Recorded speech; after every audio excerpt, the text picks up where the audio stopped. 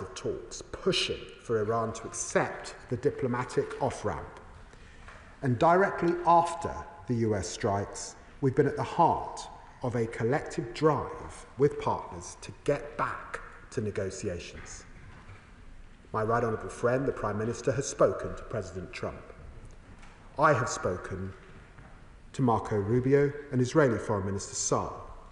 We have both been in touch with European and Middle Eastern partners. And this was why I spoke again to Minister Arachi yesterday as well. My message for Tehran was clear. Take the off-ramp, dial this thing down, and negotiate with the United States seriously and immediately. The alternative is an even more destructive and far-reaching conflict which could have unpredictable consequences. Mr. Speaker, the situation presents serious risks to British interests in the region.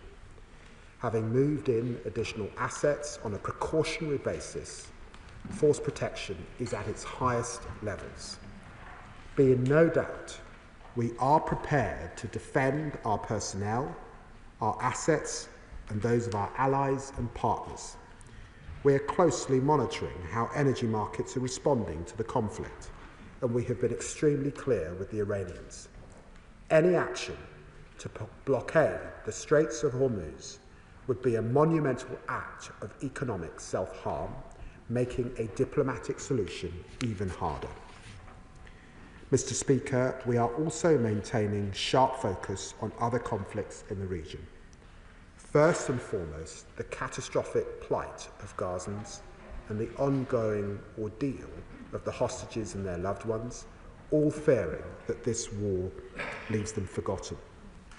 Today I met Ali Sharabi, held in chains by Iranian-backed terrorists, who was released from Hamas captivity only to discover they had murdered his family.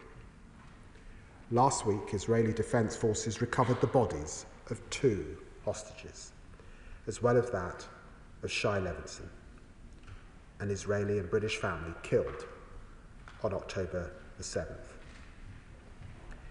which Hamas has been cruelly keeping from their loved ones.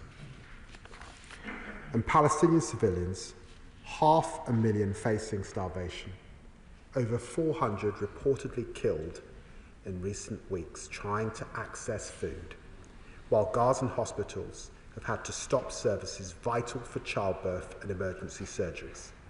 This is appalling, Mr. Speaker. It's unacceptable and it must finally end. The Israeli government must lift aid restrictions, Hamas must release all the hostages.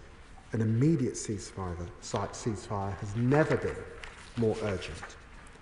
Mr. Speaker, the consequences of the current situation are hard to predict. History can offer us no guide after events unprecedented in the region.